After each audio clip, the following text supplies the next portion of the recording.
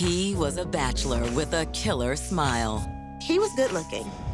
The ladies couldn't resist him.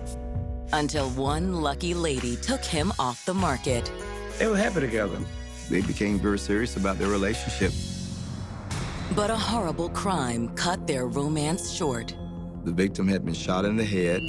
He was only 31 years old, just beginning life. To find his killer, detectives will have to sift through multiple motives. Who would want to do something like this? Did he have a beef with anyone? I'm not saying he was perfect. There were allegations of abuse. There was a criminal record. As detectives dive into the case, they will discover one person willing to do the unthinkable. I told the person who wanted him shot. They were hoping the alligators would eat him. I didn't know nobody could be that cold-blooded and that evil.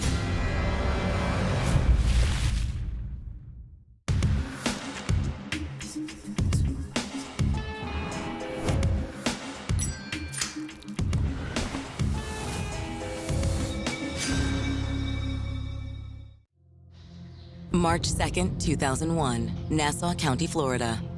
It's a mild Friday afternoon on Lofton Creek, a popular fishing spot just half an hour north of Jacksonville.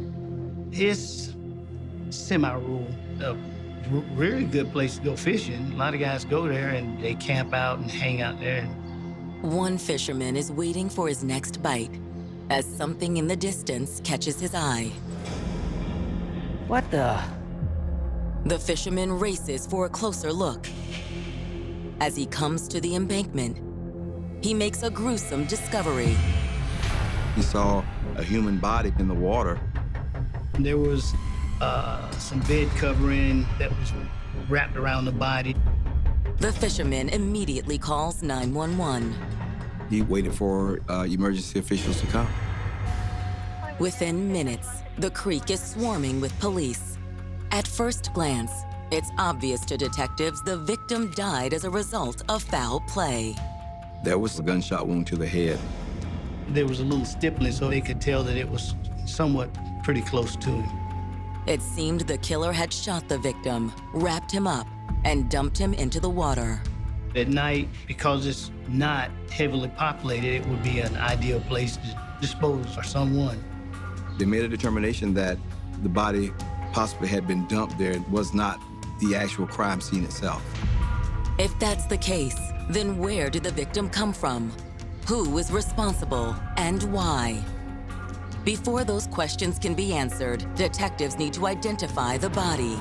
They roll the prints, and once they roll the prints, he was identified rather quickly. The prints would soon reveal the victim as 31-year-old Paul Shealey. Navy veteran Paul Shealey shared a close bond with his family. It was just me and him, mostly. Running together, hanging together. He had kids, I had kids. We was a family oriented. So basically, we stuck together. He was like a mama's boy. He'd come home or call me to let me know what was going on. He never missed 2 days of checking to see how I was. After his stint in the Navy, Paul had settled back into his hometown of Jacksonville, Florida. He did 4 years in there. Went to school for a little while, did a lot of side jobs. He really liked to work with cars. That was the main thing, working on cars. You know, he worked for a little while, then a lot of time he was off work. While Paul wavered over which career path he wanted to take next, he had no problem finding romance. He's the latest man. Women loved him. If you ain't got it, he would take care of you, you know. He'll buy you drinks, whatever you need. You know, he'll make sure everybody's taken care of. He had a big personality. I'm talking about full of life. He was the life of the party, always liked to go out. However, after years of playing the field, by age 31, Paul had several children and decided to put his bachelor days on hold to focus on being a good dad. He took care of his kids. He was there for them. He was always around for my birthday, up and hang out, whatever, you know, do our thing. I'll go with him for the weekend. He was very good to them. Always there for back to school, always buying them the latest things. A very, very, very involved father. He looked out for a lot of people, and he was very kind-hearted and giving. That's what I've always known to hear about stories when I heard about him. So my pictures that I've painted of my father is he was a great, well-respected man. Paul wanted to give his kids the world. There was just one problem. He found it difficult to make an honest living. He was a guy who was just out there hustling, as they would say, street hustling. Though Paul still sought legal employment, he was able to make ends meet on the street. He would just always make sure that I had whatever I needed or whatever I wanted, you know what I mean, as far as me, you know, as a kid. So I was spoiled. With his exes out of the picture, Paul longed for someone he could share his life with. And soon he found that in daycare worker, Alicia Lee. These your kids? Yes. She had 2 boys and a little girl. They're beautiful, just like their mama. They kind of immediately clicked. Though Alicia wasn't Paul's typical type, he was drawn to her. She was very quiet. Went to church, worked at her daycare. She was good spirit. She was fun to be around. The two began dating, and things heated up quite quickly. They couldn't get enough of each other. Paul made her feel like a woman. Eventually, the two moved in together. They were really happy together as a family. He was a pretty good stepdad, so to speak, with them. Helped them sometimes, schoolwork, stuff like that. Paul's kids would come to visit on the weekends, and it would be like one big happy family. I would come over and play with her kids. He took care of her kids like they were his kids. Everything seemed to have been working out very well for them. But just when the couple's future looked brightest, tragedy struck. He was found in the river with a gunshot wound to the head at close range. They were able to ID him from his fingerprints in the system. Turns out Paul Shealey had a criminal record. Detectives wonder if Paul's illegal dealings could have gotten him killed. He's kind of flashy. You know, he carries a lot of cash on him. If you're known to have a lot of money, now it opens another door. Maybe you were shot and robbed.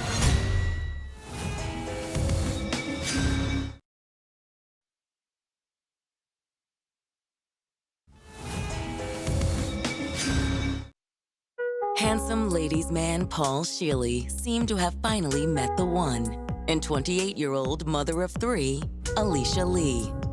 They were happy. He took care of home, he took care of the family, took care of her kids too. Alicia and Paul were building a life together. They'd become a family. But on the morning of March 2nd, 2001, their family is torn apart when detectives find Paul's body washed up along the bank of Lofton Creek. He had been found dumped in the water with a gunshot wound to his head. The wound pattern, according to the medical examiner, was comparable to a .38 or .380 type caliber weapon. Detectives head to Paul's family home to give the notification to his mother, Emily Shealey. Death notifications are some of the worst things.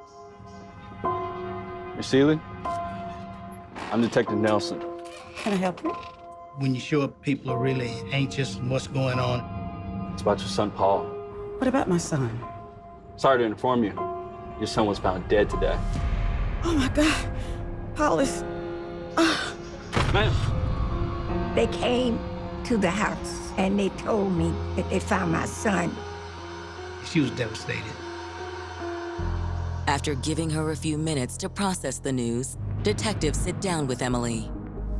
His mother regained her composure and she helped us with some information. When was the last time you saw Paul? I talked to him on Saturday. That kind of helped us put it in the window of when this may have actually happened. Did you know he was missing? I called him on Monday when I hadn't heard from him. His girlfriend assured me that everything was okay. She was able to give them the name of his girlfriend that he lived with, Alicia Lee.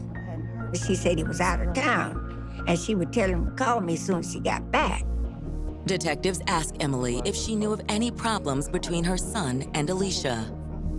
Do you think she could have did this? Oh no, she's a good woman, church lady, 3 kids. They loved each other. Later that afternoon, detectives drop by Alicia's home, hoping she can shed some light on their relationship. Thanks for agreeing to meet with us today. I know this is hard. I can't believe he's gone. Paul's mother has told her that he's dead. She's distraught at the news. Would you mind answering some questions for us? I just want to find out who did this. The focus was, when was the last time you saw him? Alicia tells detectives she last saw Paul on Sunday morning, February 25th, 5 days prior. He had gone out that night and come back in real early. Alicia was preparing to go to church. Alicia says Paul was a bit of a night owl, so she didn't think much of him going straight to sleep after coming in. She left with the kids to go to church and left him in bed. Did you see him again after that? No, I went over to a friend's house after church, but I wasn't expecting to see him. It's not unusual for Paul to leave and be gone for a few days. He basically lived that bad boy lifestyle. He was a good dude, but he was out there in the streets. Alicia says she knew Paul was into some illegal things, but she never really questioned it. He would leave town and come back with money. Did he say when he was coming back? He was supposed to be back tomorrow, but I'm not sure what happened, unless... Alicia explains that a few items had been stolen from their home on Monday while she was at work. She included some of his property as being stolen. His jewelry, several pair of high-dollar tennis shoes. Alicia says she had filed a report, but nothing much had come of it. Detectives make a note to look into the robbery angle, but that's when Alicia shares another detail about her relationship with Paul. Well, it's kind of embarrassing to admit, but he was seeing someone else. She had heard that he was probably messing around. Alicia says she answered his phone one evening, and another woman was on the line. Babe, are you there? Babe, who is this? Hello, this is his girlfriend. Who is this? There was drama between them in a heated discussion. Alicia tells detectives the other woman was 20-year-old Aisha James, and she made it clear she wanted Paul all to herself. Once she knew where they were caught, she told me to leave him, or else. Do you think she killed your boyfriend? She threatened me. This is just all so crazy. Based on the fact that she had words with this lady, it may have opened the door to someone else who may be responsible. They need to contact this person to see when was the last time she may have seen him alive. As detectives conclude their interview, they ask Alicia a tough question. When you found out that your boyfriend was cheating on you, how did that make you feel? What do you mean? Perhaps you killed Paul when you learned of the affair. Absolutely not. Paul wasn't perfect by any means, but I loved him. She seemed genuinely upset. She was cooperative and did not appear to be a suspect.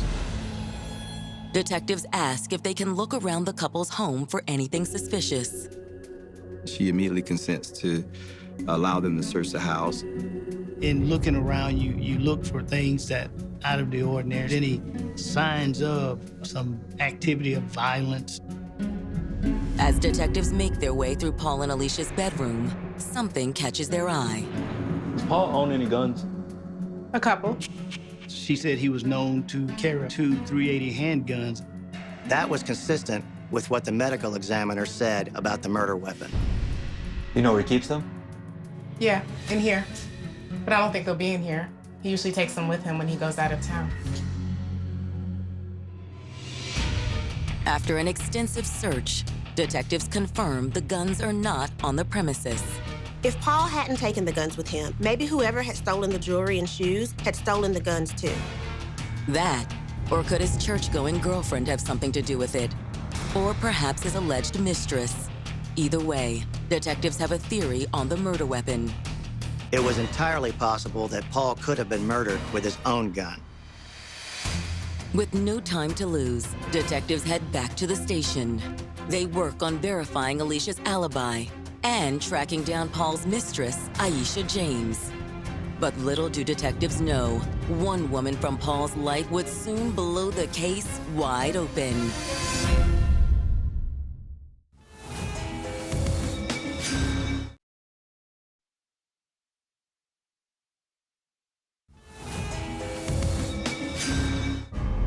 It's been 24 hours since 31-year-old Paul Shealey was found murdered in a Florida creek. It seems their victim had a girlfriend he lived with and someone else on the side. He had been allegedly seeing another woman named Aisha. Hello, this is his girlfriend. Who is this? Detectives wonder if Paul's romantic entanglements could have gotten him killed. They reach out to friends of Paul's girlfriend Alicia to verify her alibi. She went to church, then she went over to her friend's house.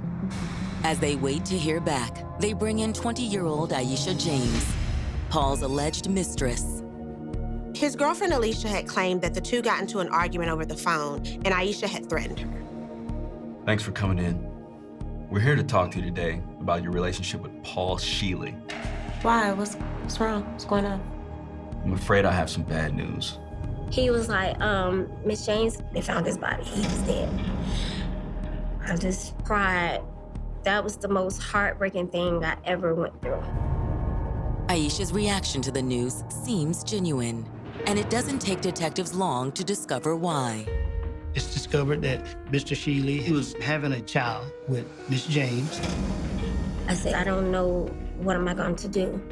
I'm pregnant with this man's baby. How long did you know Paul? That last time that we was together, it was something like telling me something was going to happen. I even had a dream days before it happened that something was going to happen. How long did you know Paul? Once Aisha regains her composure, she opens up to detectives about her relationship with Paul. How long did you know Paul? Just a little over a year. Me and Paul, we met when I was working. One day, him and his friends walked into the store. Excuse me. Yes. Can you tell me, how do you think this looks? But he was a ladies' man, and he was a looker, and he flirted from time to time with other women. After we finished, he was like, "Can I have your number?" I was like, "Sure." That's how it started. Though the two had an obvious connection, they decided to keep things casual. We never officially became girlfriend and boyfriend. We just became intimate, friends with benefits, for about a year. Aisha tells detectives she couldn't resist Paul's charm. I'm not proud of it. I knew he had a girlfriend. Paul was honest with Aisha about his relationship status from the start. Coming into the situation, he was like, I have a lady, and we live together. Paul told me that she was more like a quiet, reserved type of person. She really didn't go anywhere but work back home and take care of the kids. Aisha says although their relationship wasn't serious, after she told Paul about the baby, he was on board to help. He was shocked, but he wasn't shocked because he already had other kids. He said, once you have the baby, I'll be there for you and I'll help you take care of the baby. It's no problem. Detectives wonder if the news of the baby had changed Aisha's hope for the relationship. Perhaps with the new baby coming, she wanted to get his girlfriend out of the way. He never said something to you about leaving her? No. And you never asked him to leave her? No, it wasn't like that. And you never threatened Alicia? No, it was the other way around. I called his phone one day and I asked him, and I think she had got a hold to his phone. And she threatened me on the telephone. She said, if I see you, I'm gonna catch you, I'm gonna get you. She was very angry and aggressive. But you didn't say anything to her? I mean, I said something to her, but I never threatened her. I did snap back at her. I mean, we argued back and forth a little bit, but it wasn't nothing major. Aisha admits that she's had some disdain with Alicia, but she would never murder anyone or do any kind of serious bodily harm to anyone. She was very angry and aggressive. She basically went off on the telephone. Aisha's story is the opposite of Alicia's version of the phone call. Alicia had said that Aisha was threatening her. Detectives wonder which woman is telling the truth. Aisha says after the phone call, she continued to see Paul. I just took it as a grain of salt because when I already knew walking into that situation that him and her was together. When was the last time you saw Paul? Saturday night? The 24th? Yeah, Saturday night and early Sunday morning. They had gone out to this nightclub, and after being at the club, they kind of did their thing, and he stayed pretty much the rest of the night there. We spent the night together, and we just sat up and talked all night long. Detectives note that Aisha's story lines up with Alicia's, that Paul had come home Sunday morning after being out all night. Alicia told police that the last time she saw him was on a Sunday when she was preparing to go to church. Paul was asleep in the bed when she left. Aisha also confirms that Paul was planning to go out of town. He was like, I'm gonna be doing some things for a couple of days, don't call my phone. So I was like, okay, I respect his wishes. She, like Alicia, knew not to ask too many questions about what Paul was into. However, detectives suspect Paul never made it out of town, and that his two-timing ways had pushed one woman over the edge. But which woman? As detectives circle around their two suspects, another woman from Paul's past will jump front and center. Me and Alicia had our problems about Paul, but if I had to take a guess, maybe Natalie. She seemed like she had it out for him. Natalie? Yeah, his other baby mom.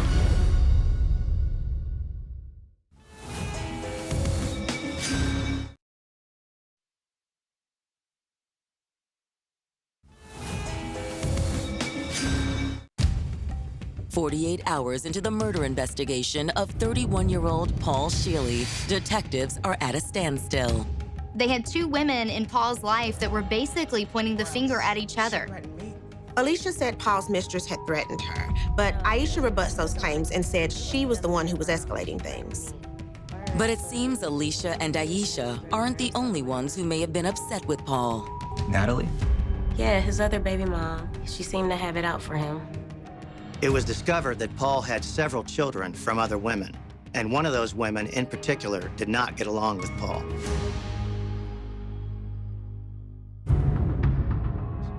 Detectives bring in the woman in question, 21-year-old Natalie Brown. It was no secret that her and Paul frequently argued. Detectives ask Natalie about their relationship, and she holds nothing back.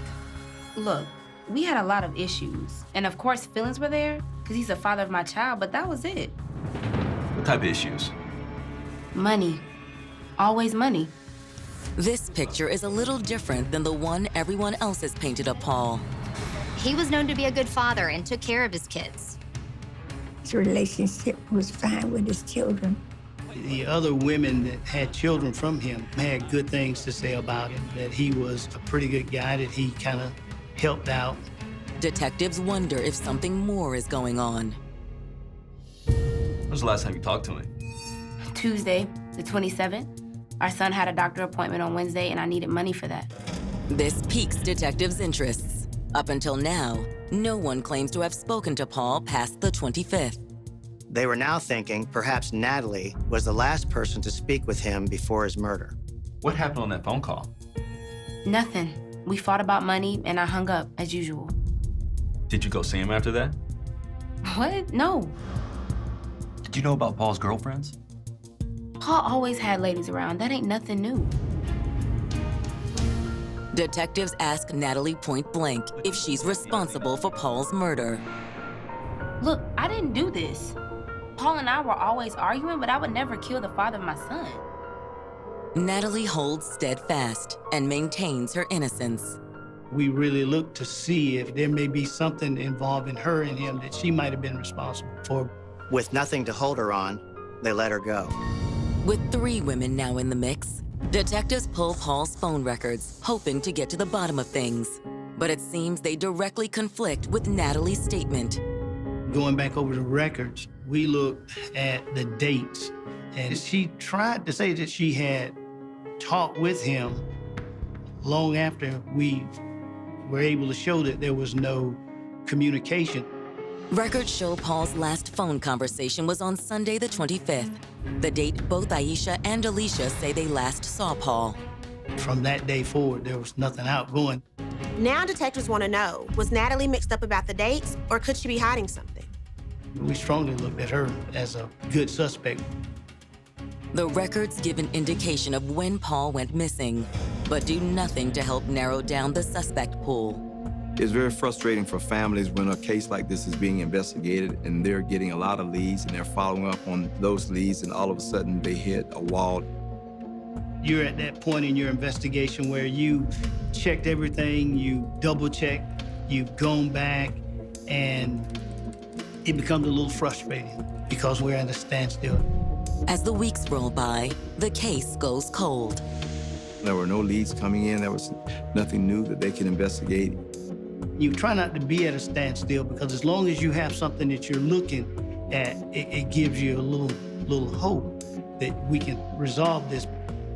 Paul's family clings to the little hope they have left and take matters into their own hands. I got a posse together. I mean, we ride around everywhere. I'm riding around like I'm playing detective myself. I'm trying to go to all his friends who I think he might have been with, just trying to get questions, and, find answers and everything. At that point, they didn't know who to trust. Everyone had their theories on who did it, but it was widely believed the killer was definitely female. They just weren't sure who. 2 years pass, and Paul's case remains unsolved. Finally, in February of 2003, detectives get a call that will change everything. Detective Nelson speaking. I think I know who dumped Paul Sheley's body. The tip finally breathed some life into the case. The caller is a man named Lawrence Calloway. Within the hour, detectives have him in their office for a formal interview. Thanks for coming in today, Lawrence. No problem. I read that article and I knew I had to speak up. Jacksonville puts out what is known as the Victim's Advocate. And in it, it featured unsolved murders, and he went through and read it and saw Shealey's information, and he felt pretty compelled to come forward. Lawrence tells detectives it all started 2 years ago. Well, my former roommate and her boyfriend was in the kitchen when I overheard them talking about the body. They're talking quite openly, and they discuss getting rid of the body. And they said they wrapped them up in a shower curtain. It's a detail that had never been released to the public. He's hitting the points that only the people involved would know. Do you think they killed him? No. It seemed like they were just helping someone dump him. Why didn't you come to us with this sooner? I was nervous, and I didn't want to get in trouble. I wasn't totally sure what I heard, but after reading that article, I know it was Paul they were talking about. Eventually, I guess it eats at him, and he tells us how they were instrumental in helping dispose of the body. Lawrence gives detectives the names Patricia Bryant and Danielle Reddick. While detectives didn't recognize the names from Paul's case, they were familiar with Danielle. I kind of knew Mr. Reddick from the street. I knew him. He has a pretty lengthy record. Detectives had always theorized that Paul's love life had gotten him killed. But with Danielle's name being dropped, now they weren't so sure. Perhaps he had fallen in with the wrong people. As detectives pursue their new lead, they'll uncover a calculated and ruthless plan that brings everything to light. This case had been cold for 2 years, and all of a sudden, the police get not just a tip, but a big break in the case.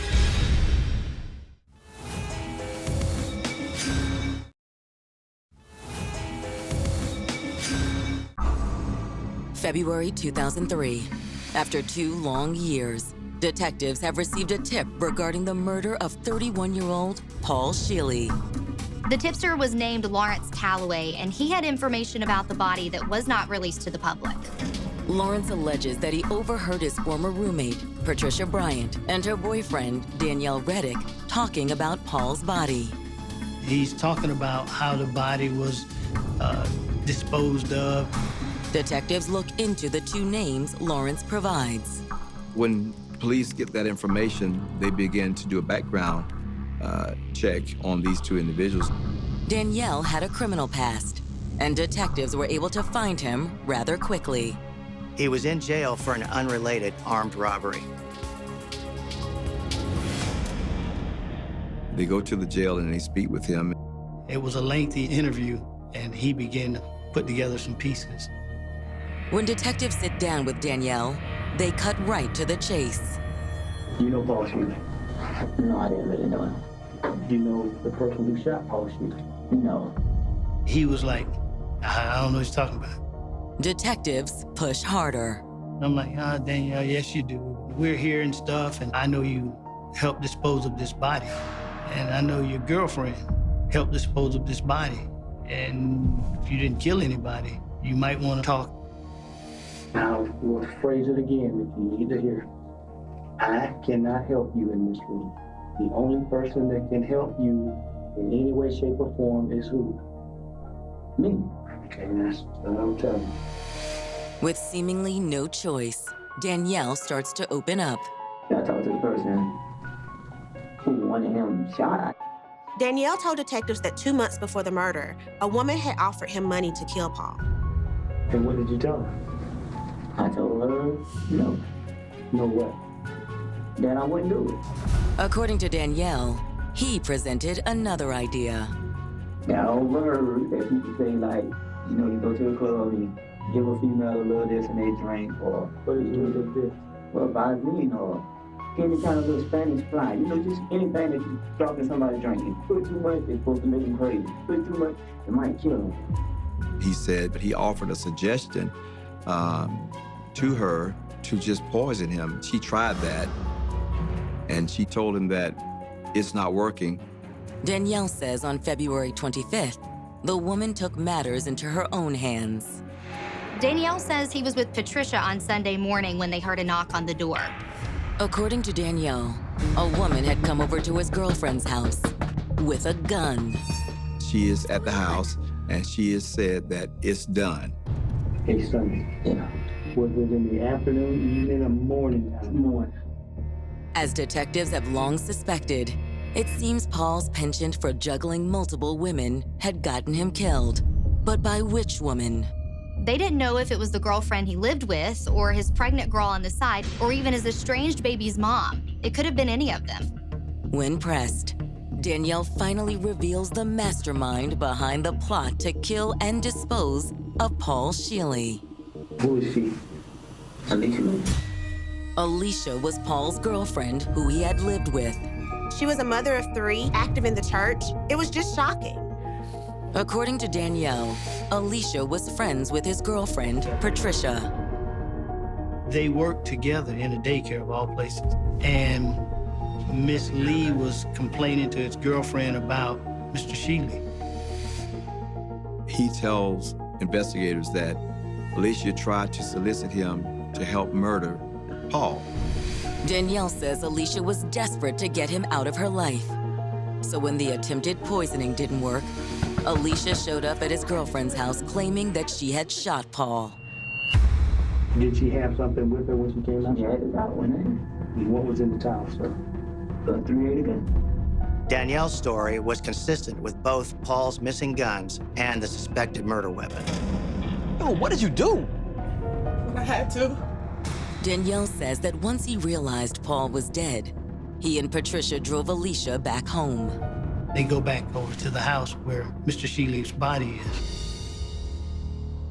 To detectives, Danielle's story suggested that Alicia shot Paul in his sleep. Everybody's vulnerable when they're asleep. Everyone's vulnerable. That's when you're at your most helpless moment. Do you see a bullet wound anywhere? I seen blood come from the safe. They didn't want to have him to bleed all over, so they carry him into the bathroom and put him in the tub. I need you to help me get rid of him. Nah, you did this. You made that mess. He's like, well, you know, what's in it for me? Alicia gave him everything that she later reported stolen. Detectives suspect Alicia had reported the item stolen to throw police off her trail. But according to Danielle, Paul's property wasn't all he was promised. When she got an income tax, she was gonna give me $2,000.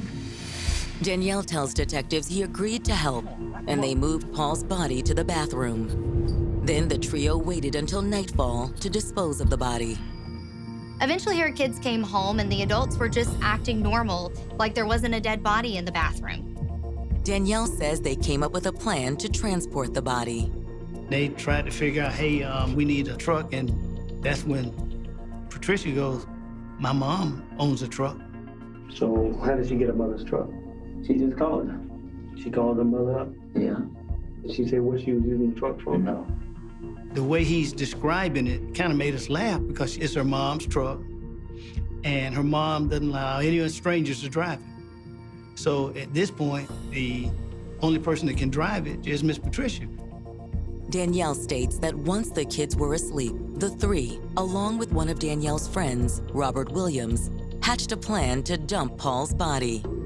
Like Danielle, Robert's name was already familiar to Jacksonville police.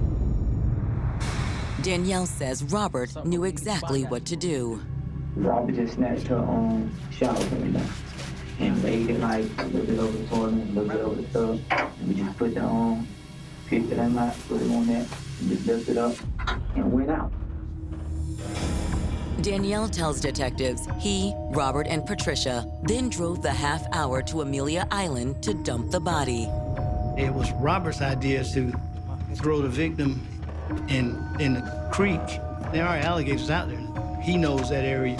So he's like, let's take him out there. They'll get rid of all the evidence. We'll be scot-free. So the gator was supposed to eat the body? I guess. After dumping Paul into the creek, they got rid of the murder weapon. Where was Lee? Home. Danielle says Alicia stayed home with her kids so she could clean up. After they dumped the body, they went to a car wash, and Danielle passes the gun to Robert and tells him to get rid of it for him. What did Robert do? I don't know. We weren't running me up. Danielle's story fits with the facts detectives know, but is it the truth? They were especially suspicious of Daniel's claim that he wasn't the shooter, that Alicia pulled the trigger herself. Before confronting Alicia, detectives speak with Patricia Bryant and Robert Williams separately to see if they can confirm Danielle's version of events. Both of them refused to speak to police at that time. Normally, when you're interviewing someone and they're thinking, for the most part, you're making this stuff. Some of your people, suspects, think you're making stuff up or you're just saying things. My strategy was have them all where you can talk with them all at the same time. And occasionally let one of them see the other so they'll know that the jig is up. Detectives figure there's only one way to determine the truth. It's time to talk to Alicia. They're armed with a description of events, a timeline, but what they need from Alicia is a confession. I know this is not something easy to talk about, and it's not something that's real comfortable. Her back is against the wall. But as Alicia tells her version of events, it seems things may not be as cut and dry as detectives once suspected. There were things going on behind closed doors that no one else knew about.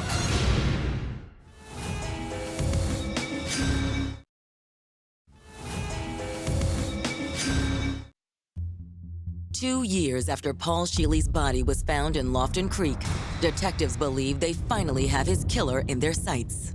A known criminal named Danielle Reddick told police that he and some friends had helped move Paul's body for his girlfriend, Alicia Lee. He talked about how they disposed of the body and some things that were pretty key. But to get the full story, detectives need to speak with Alicia Lee to get her version of events. We began to reveal to her some of the stuff about the movement of the body. Finally, we said, just come clean. We finally got her to crack. She broke down. She spilled everything. Alicia says she felt like she had no choice. She wanted rid of Paul.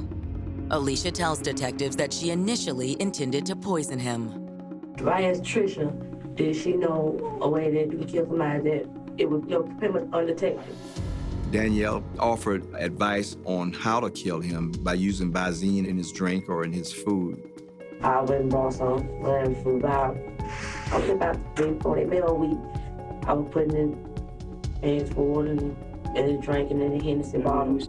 Alicia tried to put Visine in his drink and his food, but it had no effect on Paul. Paul kept acting normal to the point where she called Danielle and told him it's not working. It didn't kill him, it just made him sick.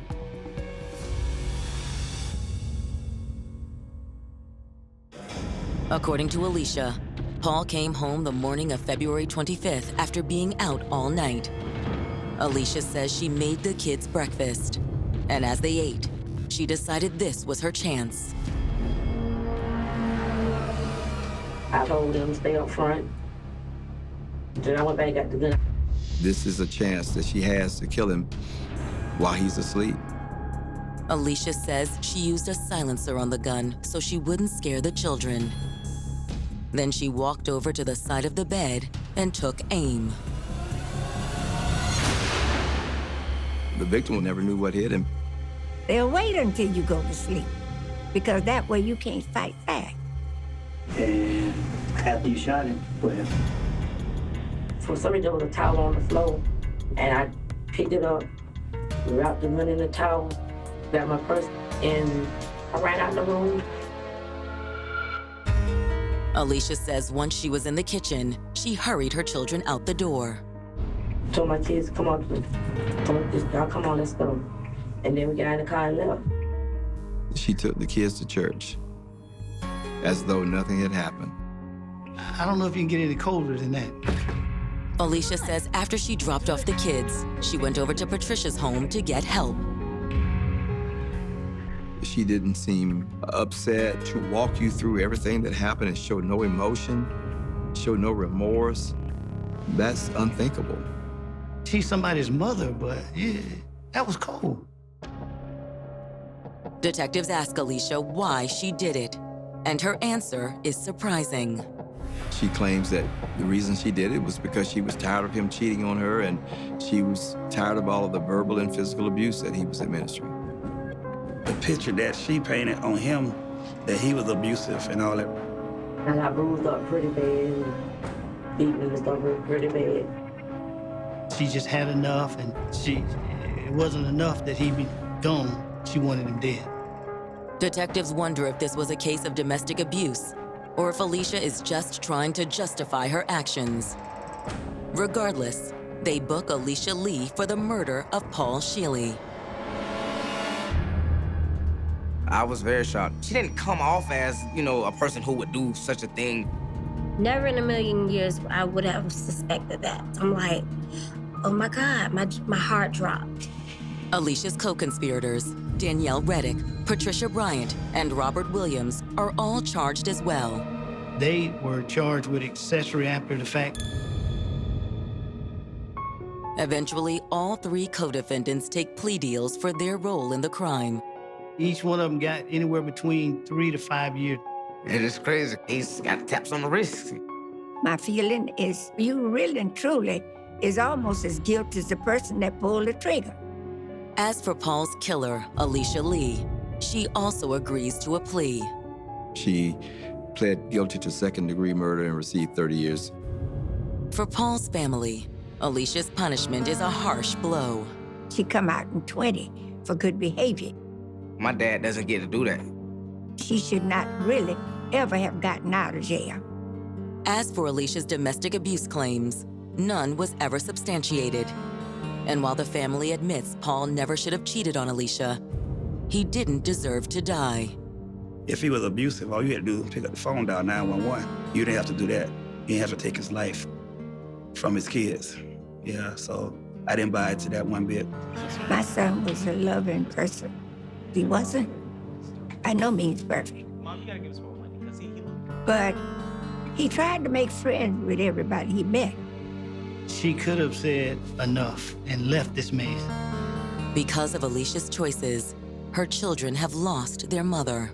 They live with family members now. As for Paul's family, the real tragedy is that his kids are forever deprived of their father. It's surreal that he's not here. Not only for my son, but for his other kids as well. They miss him and everything. I can never just pick up the phone and call my dad. I can never just go see my dad. It hurts a lot.